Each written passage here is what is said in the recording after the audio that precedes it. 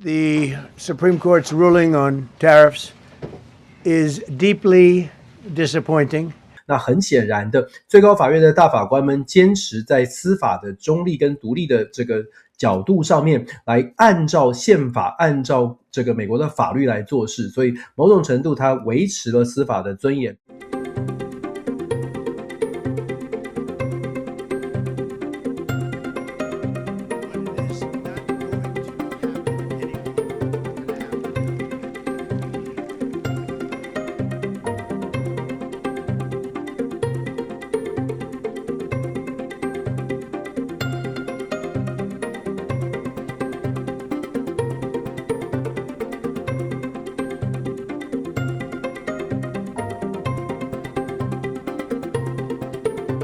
The Supreme Court's ruling on tariffs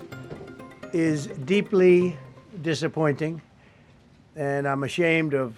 certain members of the court, absolutely ashamed,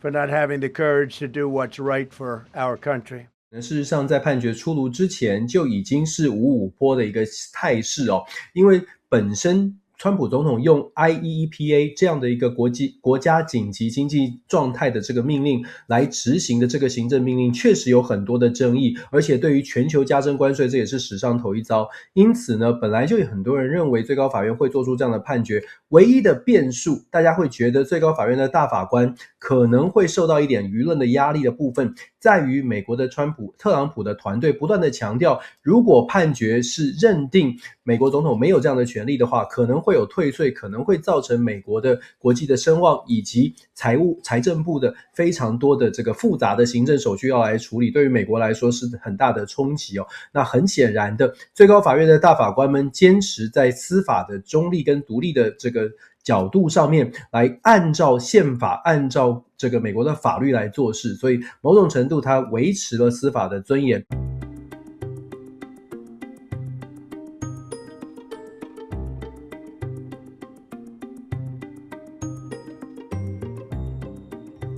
是的，会生效，因为这是行政命令，而且呢，它本来就可以绕过立法权，再加上其实很显然的，在这么冗长、这么长的一段思考的过程当中，特朗普的团队早就已经准备好了所谓的 B 计划 Plan B， 从马上做出的行政命令，根据美国法典122条，就是贸易法规的122条，然后也提及到了232条款跟301条款，就已经代表了特朗普总统跟他的团队面对司法判决已经早有准备，只是心情不好，但是手中的这个工具呢还是有的，因为最高法院的判决也仅仅只是针对 IEEPA 不能够适用于总统权限的扩大，可是并没有限制其他相关可以执行关税的一些贸易的法规。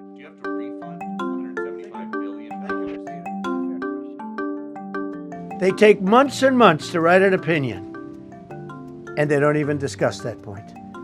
We've taken in hundreds of billions of dollars, not millions, hundreds of billions of dollars.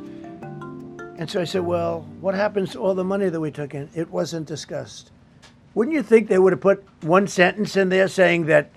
keep the money or don't keep the money, right? I guess it has to get litigated for the next 2 years. 退税首先会从这一次针对这个所谓的全球对等关税在美国掀起诉讼的这些企业来进行哦，也就是这些企业包括了像是我们知名的什么 Costco 这些企业，它会首先的向美国政府来提出退税。那当然其他世界各国是不是会有政府的角度，用政府的名义来要求退税，恐怕还是取决于这些国家跟美国自己本身的关系。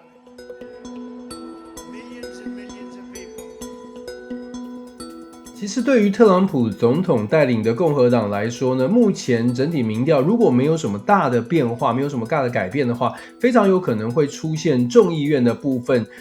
共和党会丢掉他们的所谓的主控权哦，也就是在众议院呢，民主党是有可能拿到过半的。那在参议院呢，以目前的席次，因为只有1/3改选，目前的选区大部分都对于共和党还是比较有优势的，所以理性来说，参议院仍然是保持共和党主导，而众议院很有可能由